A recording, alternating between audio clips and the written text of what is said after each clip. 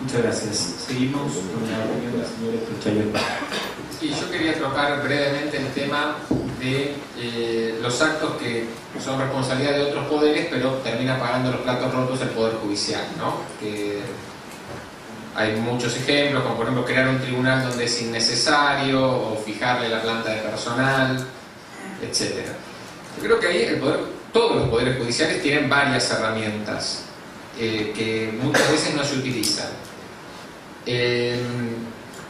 Las herramientas ofensivas en esto es, cuando lo tienen, utilizar la iniciativa legislativa. Muchos poderes judiciales tienen iniciativa legislativa y muchas veces no se utiliza. Entonces, primer paso, si el Poder Judicial se pone los pantalones largos en el nivel de compromiso, de responsabilidad institucional, ¿por qué no utilizar la iniciativa legislativa?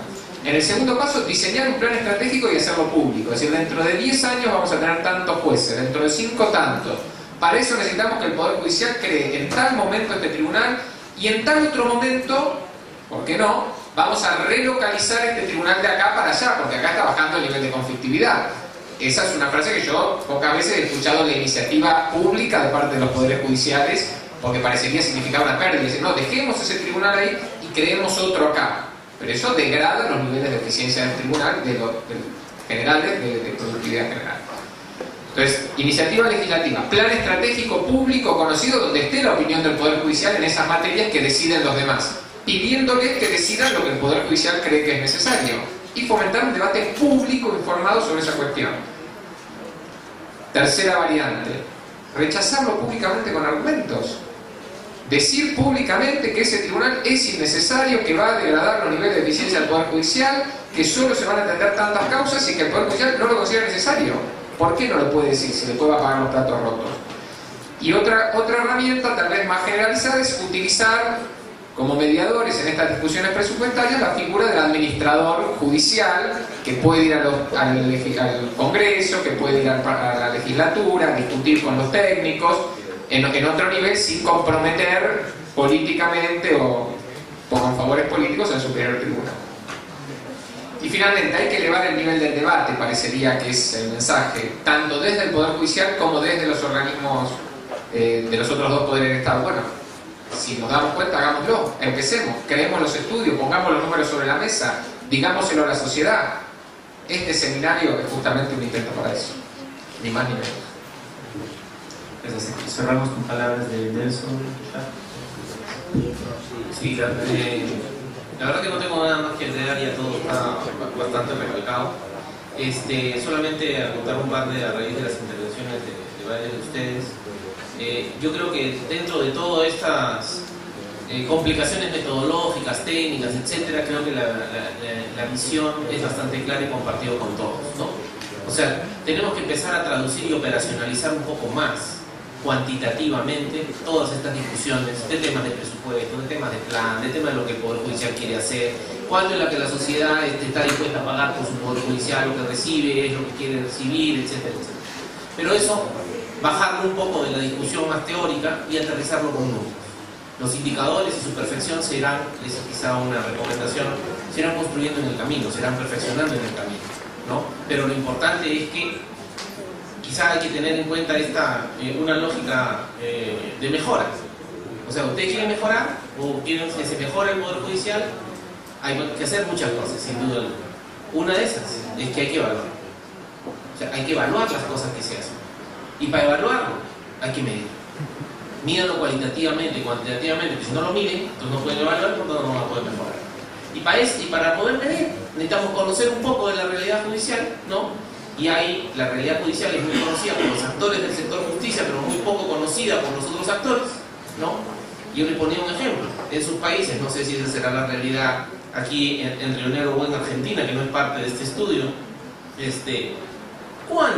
¿cuántos asignadores de recursos en el Ministerio de Hacienda conocen la realidad judicial? Han pisado un juzgado, saben cómo funciona, ¿no? ¿Saben cuánto es? ¿Sí? ¿Acaso saben realmente cuánto es la carga judicial?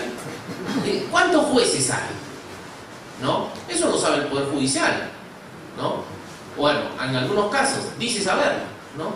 Porque claro, yo de a uno podría decir, ¿cuántos jueces hay? Hay como 2000. No quiero como 2000.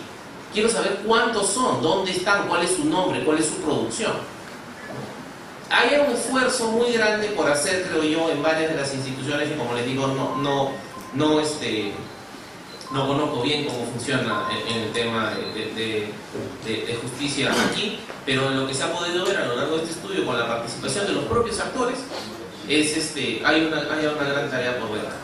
Otra gran tarea está relacionada a esta mayor interacción, ¿no? Que, como bien decía uno de los señores participantes, hasta donde yo tengo entendido, el esfuerzo que ha hecho el Banco Mundial por tratar de juntar al señor que ve presupuesto en el Ministerio de Hacienda y de Justicia con el señor que ve presupuesto en el área judicial del organismo judicial, es una de las pocas iniciativas en las que se han juntado, han conversado a la luz del resto de comparaciones de sus otros pares en América Latina, y que puede ser también muy interesante de hacerlo incluso al interior de un país federal como es Argentina. Y finalmente yo creo que hay muchas tareas pendientes, ¿no? Varias de las que ustedes han mencionado. Un tema que creo que José lo recogía muy bien, es un tema comunicación. O sea, yo creo que todavía hay un gran trabajo por mejorar la comunicación entre los actores, entre el Poder Judicial y la sociedad civil, entre el Poder Judicial y el Poder Ejecutivo, entre el Poder Ejecutivo y el Ministerio de Hacienda, ¿no? Con el Poder Legislativo. Pero también hay un tema hay asuntos que están pendientes. Nadie ha hecho lo que mencionaba el señor juez, me parece, uno de los participantes. Todos los análisis, incluso la información no solamente de este paper, sino de muchos otros, no abordan en realidad el problema central de la resolución del conflicto al final, porque todos terminan en el tema de el Poder Judicial sentencia. ¿Qué pasa si la sentencia se cumple o no se cumple, se ejecuta o no se ejecuta? Nadie se pregunta eso. Y la verdad que esa es la única pregunta relevante para el ciudadano, para el litigante. O sea, al ciudadano no le interesa cómo lo haga. Lo único que le interesa es que los procesos salgan rápido, más o menos transparentes. Digo más o menos, ¿por qué? Porque siempre la justicia va a ser de alguna forma una cosa medio críptica para el ciudadano. Es una demanda derivada, es bien complicado. Yo dependo de un intermediario, dependo del abogado.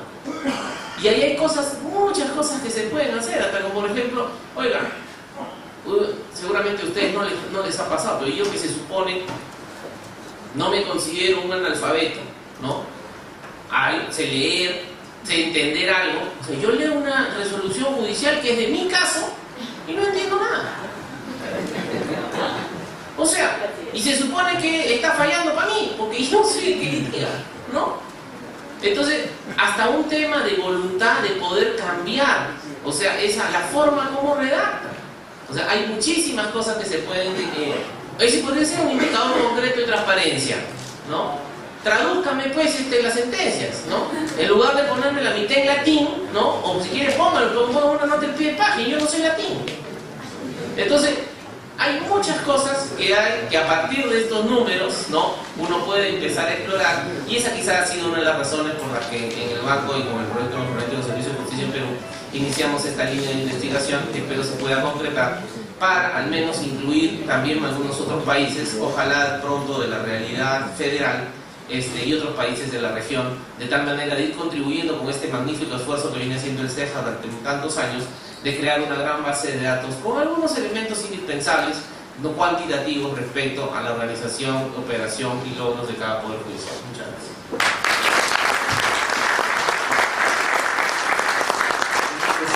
Segundo panel, anuncio por favor que el almuerzo está programado de 13:45 a 15:30.